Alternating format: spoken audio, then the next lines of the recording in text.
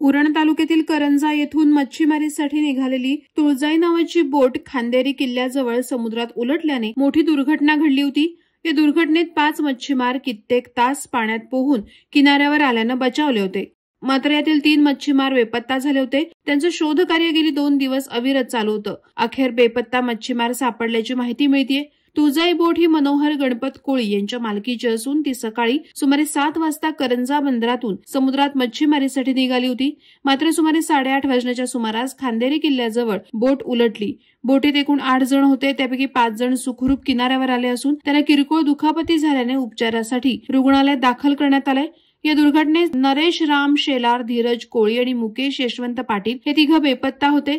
सलग 2 दिवस ड्रोनच्या माध्यमातून बेपत्ता तिघांना शोधण्याचं काम युद्धपातळीवर सुरू होतं। अखेर या तिघांचं शव अलिबागमधील सासवणे आणि किहीम किनाऱ्याच्या परिसरात सापडल्याचं प्राथमिक वृत्त मिळतंय। या घटनेनंतर पोलीस विभाग, स्थानिक प्रशासन आणि मत्स्य व्यवसाय विभागाकडून तातडीनं आधुनिक तंत्रज्ञानाच्या मदतीनं शोध आणि बचाव कार्य सुरू करण्यात आलं होतं। यामध्ये ड्रोन कॅमेऱ्याने महत्वाची भूमिका बजावली।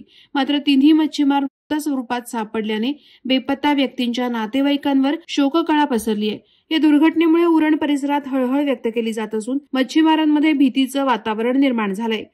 वादळवारा लाईव्हसाठी धनंजय कवठेकर, अलिबाग। नवी मुंबई व रायगड जिल्ह्यातील ताज्या बातम्या आणि घडामोडींसाठी सबस्क्राईब करा वादळवारा लाईव्ह चॅनल आणि दाबा बेल आयकॉन।